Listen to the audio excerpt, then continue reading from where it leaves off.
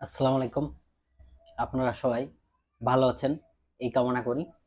আজকে কথা বলবো ন্যূনতম কর। ন্যূনতম কর জিনিসটা কি?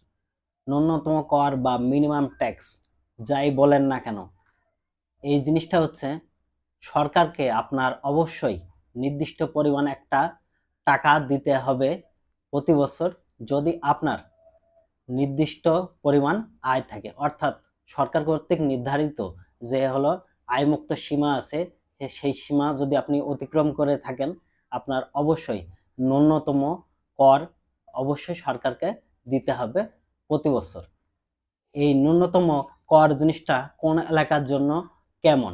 আপনি যদি ঢাকা ঢাকা বিশেষ করে দক্ষিণ এবং উত্তরে থাকেন, এই দুই এলাকার সিটি কর্পোরেশনের জন্য আপনার ন্যূনতম কর হচ্ছে ৫,০০০ টাকা। আপনি যদি চট্টগ্রাম সিটি কর্পোরেশন এলাকার বাসিন্দা হন, তাহলে আপনার ন্যূনতম কর আসবে ৫,০০০ টাকা। এছাড়া অন্যান্য সিটি কর্পোরেশন যেমন হতে পারে খুলনা, বরিশাল, এই ধরনের এলাকার জন্য ন্যূনতম যে কর সেটা ৪,০০০ টাকা।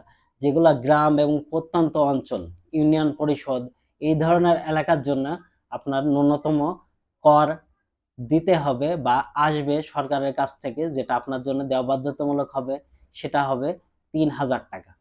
তবে একটা সুখবর আছে, যারা আপনারা আগামী বছর প্রথম ফ্রেশার হিসাবে বা নতুন হিসাবে সরকারকে ট্যাক্স দেবেন, ন্যূনতম প্রথমবার হিসাবে, শুধুমাত্র প্রথমবার হিসাবে আপনাদের ১,০০০ টাকা। অর্থাৎ ২৬ সালে যারা ট্যাক্স প্রথম দেবেন, ন্যূনতম ট্যাক্স বা কর, তাদের জন্যই শুধুমাত্র ১,০০০ টাকার বাজেট প্রস্তাব করা হয়েছে।